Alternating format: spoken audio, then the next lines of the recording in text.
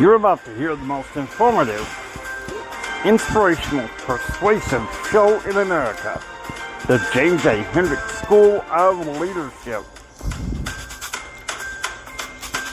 Happy Public Affairs Thursday here. This is JR.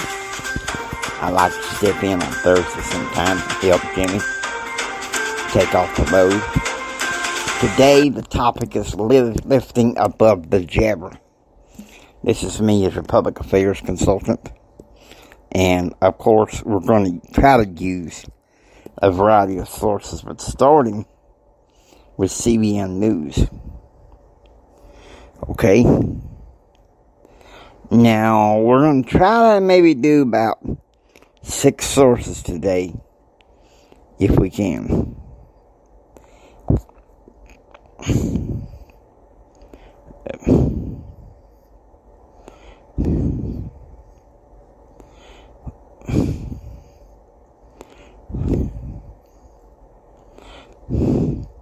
Here's one.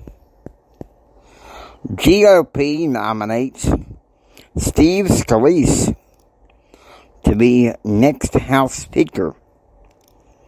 But now what? Why don't you listen to this from CBN News, and I'll let you know how I feel. A breakthrough as House Republicans try to hash out their differences in the quest to elect a new speaker. The top 2 candidates today narrowed down to just one official nominee. Louisiana Republican and House Majority Leader Steve Scalise secured the nomination in a closed-door party vote. Capitol Hill correspondent Matt Galka joins us now. Matt, securing the nomination, though, doesn't necessarily mean Scalise has the speakership secured. No, it's not a definite just yet. Scalise got just enough votes to get a slim majority of his conference's support, but not enough to win outright in a floor vote.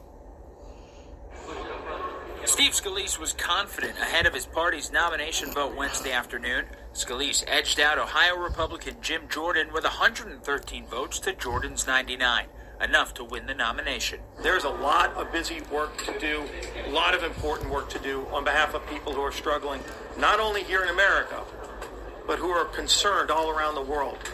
And we're going to provide that vision. We have a lot of work to do. But the issue is far from settled.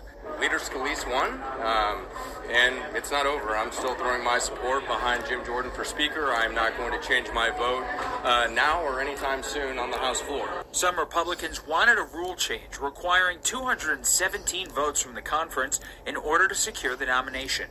That didn't happen, meaning the divide could spill out into a floor vote.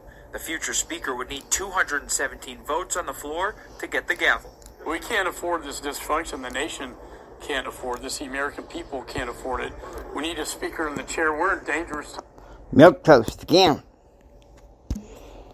Come on. How many of y'all ever read history? We've had worse. We have had some of our founding fathers pick up chairs. Have had fights in the U.S. House chamber. And now this mamby-pamby thing. Because some people don't like Scalise. Let me tell you something.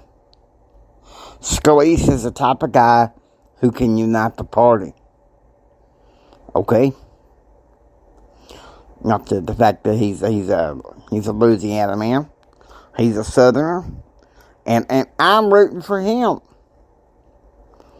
And I can hear some of y'all, JR, come on now, don't be that way. No. Who was one of the ones that was impacted by the shooting of a Republican congressman at a ball game in 2017? Steve Scalise. Who united the party afterwards? Steve Scalise. And everybody pitching the fit and all this. Oh, why can't we all just get along? That is Clinton BS, Caesar milquetoast pieces of crap. And that's why Jimmy and I belong to neither party nationally. Now, statewide, we know what party we vote for. We're just not going to say on the air. And why? The James A. Hendrick School of Leadership It's to show people you need to vote with your conscience. In my conscience, if I was ever in the halls of Congress, Steve Scalise.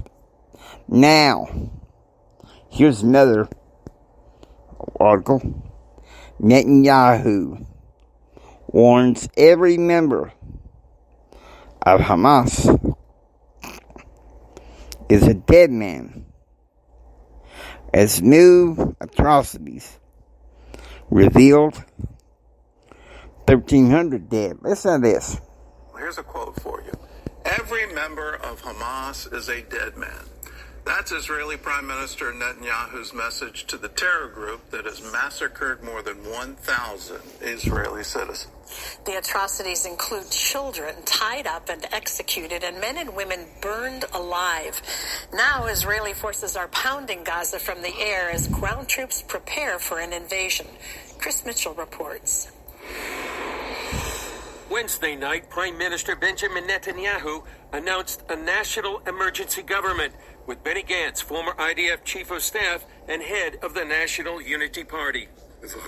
People of Israel, tonight we created a national emergency government. Israel's united, and tonight its leaders are united too. We've put aside every other consideration because the fate of our country is laid on the table. Netanyahu said every member of Hamas is a dead man and expressed the horror at what Hamas has done. We saw boys and girls bound who were shot in the head, men and women burned alive, young men who were raped and slaughtered, soldiers who were beheaded. After a 3-day battle, IDF forces took back the village of Be'eri. Major General Itai Veru described what happened. People that capture and the hand was broke and someone kills them. Children in the same room that someone come and kills them all. 15 girls and teenagers. Ain't that sad?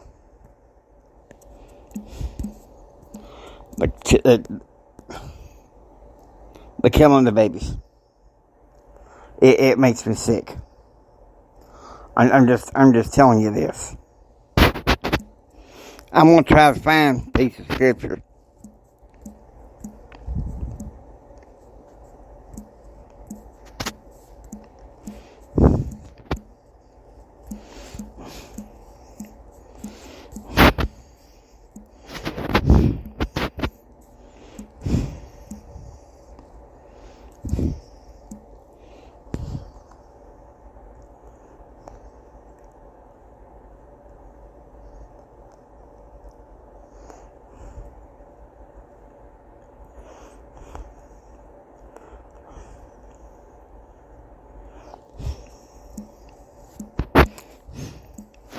Now I know what's in there.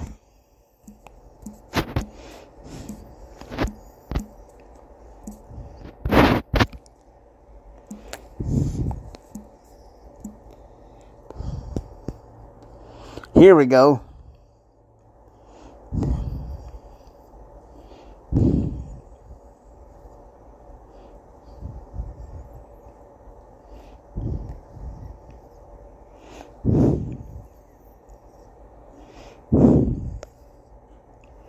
It's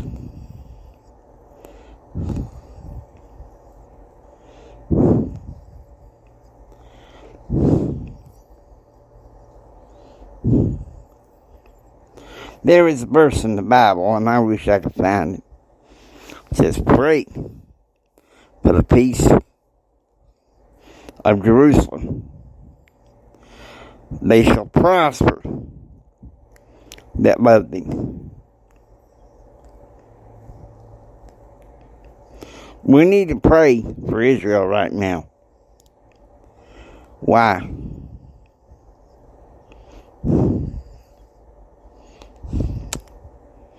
Because God promised to bless Israel.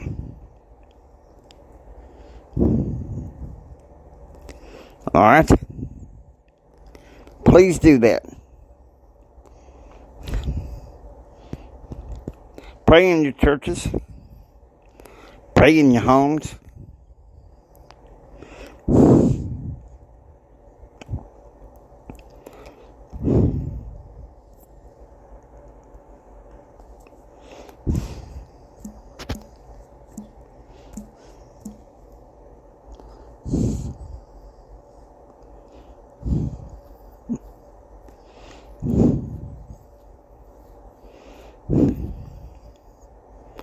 want you to think about that.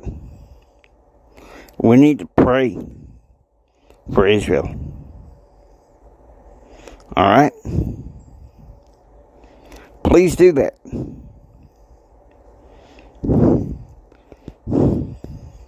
With so much going on around the world.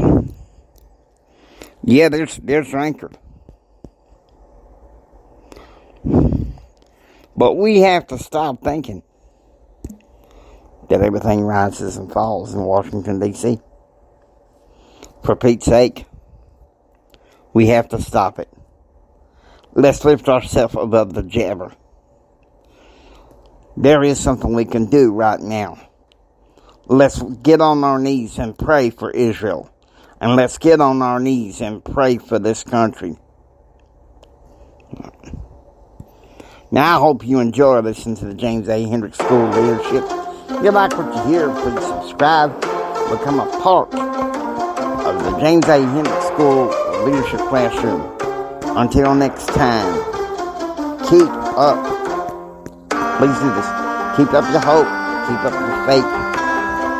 I say this every day. Jesus saves and I'm okay. Therefore, you must know this. Jesus saves and we're all going to be okay. Take care and be proactively informed. God bless you. And remember this, from the bottom of my heart, JR loves you. I really, really love you. God bless y'all. Y'all have a blessed day. Y'all take care now, you hear? Love you.